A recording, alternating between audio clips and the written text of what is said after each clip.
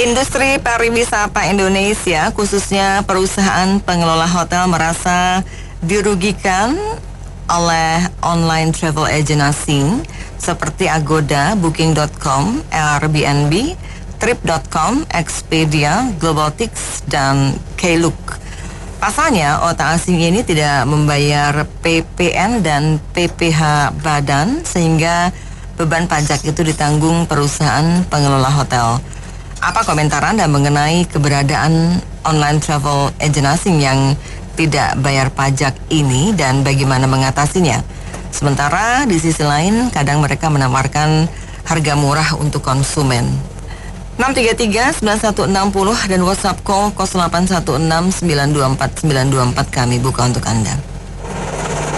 Kalau dibilang PHRI atau pengusaha hotel merasa dirugikan, ini kan sebuah aksi sok herois aja, sok-sok pahlawan.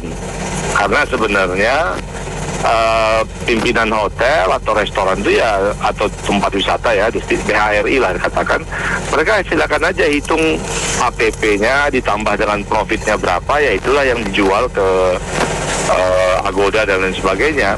Kalau mengenai pajak, bahwa para pengurus wisata ini ingin the same playing field, bahwa mereka bayar pajak, yang lokal bayar pajak dan yang luar negeri bayar pajak, ya silakan. Itu Kementerian Keuangan harus melihat ini juga sebagai sebuah peluang untuk memajakin ya, gimana cara pajaknya ditemukan. Tapi memang nggak perlu sikap sok heroisme seperti itu. Yang penting buat para pengurus wisata, baik hotel restoran, mereka yang bayar pajak yang benar ke negara gitu. Dan juga kalau dilihat bahwa kehadiran online travel ini membuat traffic konsumen dari luar negeri masuk, harganya cukup bersaing, itu kan juga menyebabkan ekonomi kreatif di Indonesia meningkat begitu. Jadi ini kira-kira sikap heroisme, jadi di package dalam bentuk heroisme, tapi sebenarnya sebuah kekurangan dari pihak wisata Indonesia untuk menekan pemerintah. Jadi sebenarnya dia ini mau pakai bola berentetan gitu loh. Sebenarnya mau nendang ke pemerintah, ke Menteri Keuangan atau Kemenparekraf, tapi daripada nendang ke menterinya takut disentil, takut dianggap tidak bagian daripada pemerintah yang saat ini, takutlah gitu ya. Maka pakai masking. Nah, maskingnya salahkan OTT yang luar negeri nggak bayar pajak gitu. Kalau minta same playing field aja untuk tax mekanismenya. Terima kasih. Saya dengar berita ini agak heran juga ya, kalau benar agent traveling kayak gini, tiketing lah istilahnya, lebih ke tiketing, kayak Agoda apa dan sebagainya, itu belum disinyalir ataupun belum bayar pajak ya, terutama pajak penghasilan. Karena bagaimana dia membuka rekening, salah satu contoh ya, di bank itu kan biasanya Bank Sentral Asia atau Bank Mandiri, kan ditanyakan ya kan NPWP-nya, akte pendiriannya gitu dong. Pasti apapun itu, mau dia pakai rekening, dia harus terdata gitu. Makanya ini saya agak heran kalau ada berita bahkan belum bayar pajak penghasilan gitu loh. Itu aneh gitu loh, ya kan, sampai dia bisa jualan tiketing gitu loh. Nah, di masalah PPN, pajak pertambahan nilai, itu kita harus dudukin dulu Pak Anto. Masalahnya kan dia tiketing, nggak ubahnya kalau ngomong umumnya kan calo, ya kan. Jadi yang dia jual adalah jasa calo gitu loh. Nah, jadi kalau jasa ya itu, saya lupa ya rate-nya berapa ya. Tapi kan dia domainnya ini kan di memang jasa perantara ya. Kalau jasa perantara nggak domain kan, itu masuk ke PPh 23, bukti potong, bupot ya kan. Tapi kan ini domain, jadi masuk ke penghasilan utama. Nah, masalah PPN jasa, nah, yang saya ingat kayak jasa kargo ya kan, itu kan sama jasa perantara. Ekspedisi itu cuma 1% dari jasa, dan bukan masalah itunya gitu loh. Itu kan membebani konsumen, dan langganan customer si ini kan adalah end consumer itu kan habis dimakan.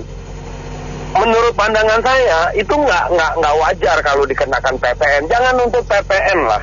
Menurut saya PPh badan. Nah, saya heran kembali lagi kalau PPh badan dia belum lakukan, belum ada laporan pajak penghasilan tahunan, gitu loh. Sementara rekening dia udah terbuka gitu loh, dan di bank lokal gitu loh, di Bank Indonesia, bank dalam negeri.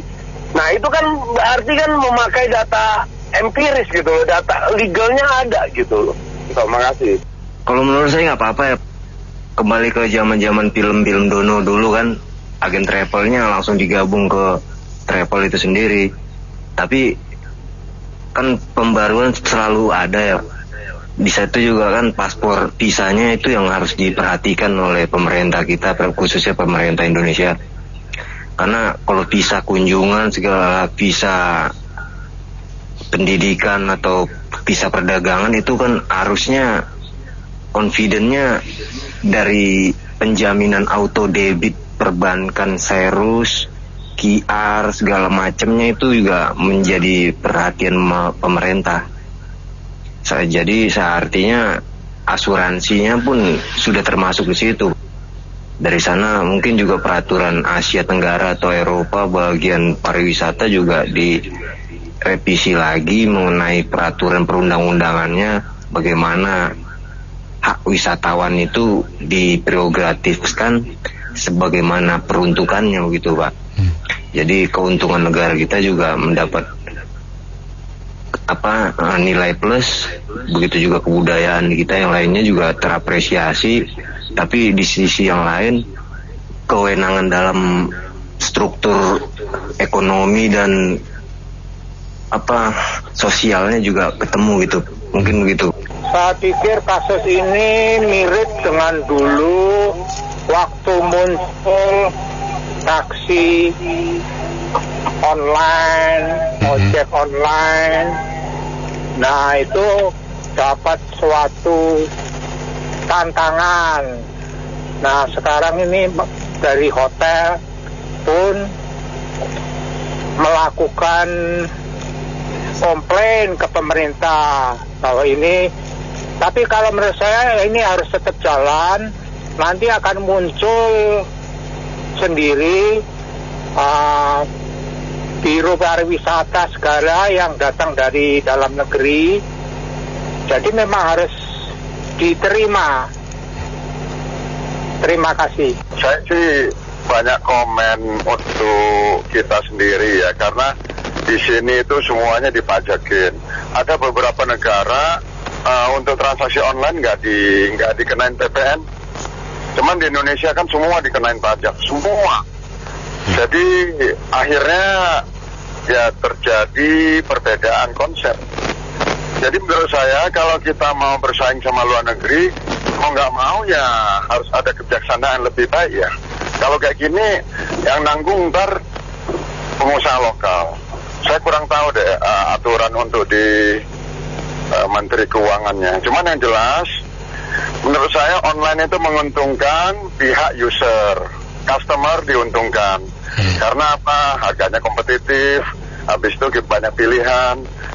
Kalau masalah pajak nggak ditanggung sama pengusaha lokal lah, saya nggak tahu itu kebijaksanaannya seperti apa. Karena aneh gitu loh, kita ini high cost economic country, apa-apa mahal. Jadi nggak bersaing sama luar negeri. Terima kasih.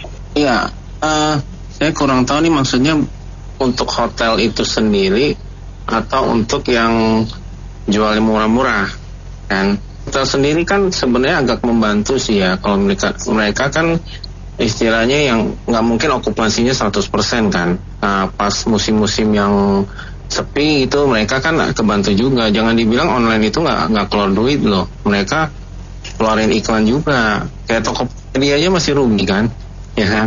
Jadi yang dibilang mereka itu kayak enak aja gitu, nggak kena biaya. Mereka juga ada pegawai juga gitu. Kedua, kalau misalnya untuk hotel-hotel yang kecil-kecil itu, jadi istilahnya untuk menghilangkan saingan, saya juga kurang tahu juga maksudnya apa gitu. Nah, jadi setahu saya kan kayak harga gini mereka tetapin kan pasti dapat dari hotelnya juga. Mungkin mereka netapin harga sendiri kan. Nah, menurut saya ya saling menguntungkan aja lah, gitu aja.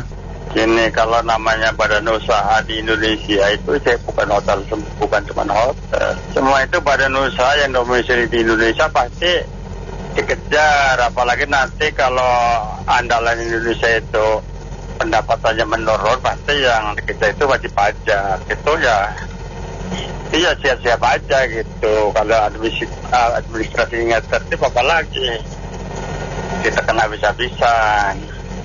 Makanya kalau yang besar-besar itu kan domisili usahanya ada di Singapura. Karena kalau Singapura kan yang penting kamu laporan aja lah, timbang bisnis gak di kita, nggak bisnis gak di negara dia, di negara Indonesia. Nah, itu bebas laporannya, enak itu.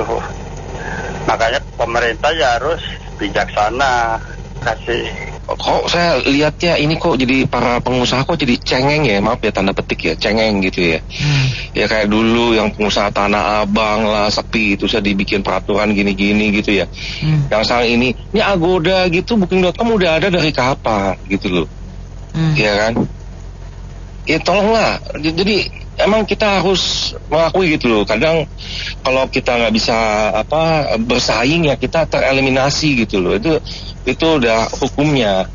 Kalau kita smart ya kan, mungkin ya bikin perusahaan seperti penelpon terakhir bikin di luar negeri gitu loh, atau bagaimana ya kan. Emang satu sisi emang kita itu emang masih banyak kekurangan ya.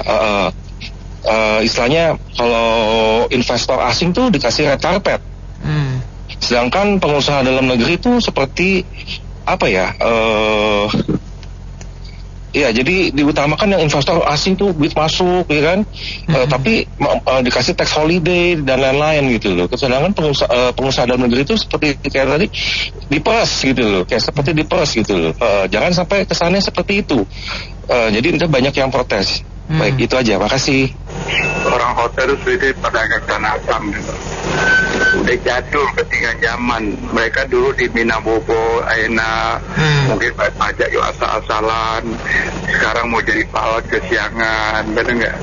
Memang di Indonesia itu banyak faktor kekurangan. Contoh sekarang ya mungkin sama yang tinggi pedagang seperti pejudi online kan. Marajalaya tuh triliunan tuh tiap bulan tuh. Kenapa pemerintah nggak buka kasino? Ya nggak, mungkin banyak tutup kali. Dulu yang banyak protes, terutama yang so alim-alim, so itu tokoh agama. Sekarang tuh setiap hari, saya kan setiap hari ke Glodok. Waduh, pedagang online itu judi. Kok diem aja? Nggak ada protes. Nah itulah di Indonesia itu banyak masalah belum diselesaikan. Terima kasih.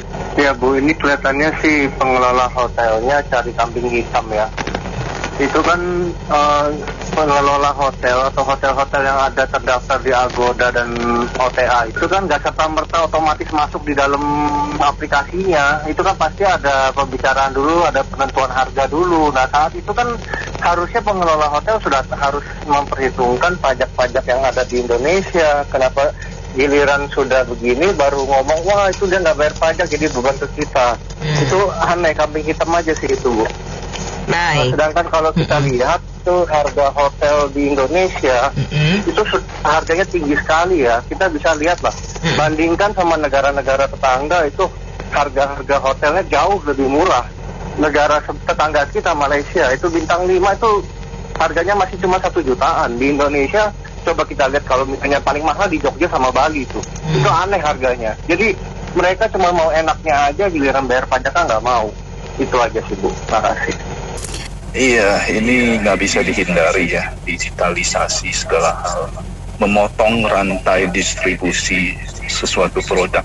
Dulu kita lihat department store kayak Matahari itu merajalela, ya, supplier ditekan harga, itu harga sepatu 50.000, dia jual minimal 150.000, jadi 3 kali lipatnya itu. Nah, memang dia juga banyak biaya ya, sewa tempat, pegawai segala macam, tapi the most profit mereka yang ambil. Nah kemudian datanglah digitalisasi dengan online ya, aplikasi online, mati dia. Nah hal-hal kayak begitulah. Kalau masalah pajak sebenarnya efek sampingnya ya, tergantung gimana sih pemerintah kita ini kreatif apa enggak menjaring pajaknya mereka, atau cukup dikdaya apa enggak terhadap mereka. Kadang itu kita ini takut. Kalau sama asing itu jadi penakut, seolah-olah nggak kejangkau. Nggak bisa begitu. Kalau dia nggak mau bayar, suruh keluar aja, ditutup, ya kan? Biarin aja balik lagi ke tradisional, misalnya lewat biro travel ya. Itu kan sekarang mereka mati itu biro travel karena ada online. Nah online ini induknya di luar negeri. Agoda bayar pajak nggak bayar, ngapain kasih dia pakai ya. Kadang misalnya Gojek, GrabFood itu merchant dari harga jual dikenain 20%. Jadi dia nggak pakai buka toko, nggak bayar pegawai, tapi dia ambil 20% di depan. Padahal merchant mesti bayar pegawai, bayar listrik, bayar pajak PB1 ya. Jadi begitu caranya. Ujung-ujungnya kembali lagi rakyat yang dibebanin. Ya. Jadi segala hal itu kayak begitulah, ikutin pemerintah kan juga begitu. Makan gratis, ayo ini. Nanti begitu mepet, nggak ada anggaran habis, ya udah naik pajak. Uang ke rakyat kan enak tuh. Begitu. Makasih. Terima kasih banyak Anda mitra bisnis yang sudah beropini untuk Businessman Opinion. Saya Nina Amelia.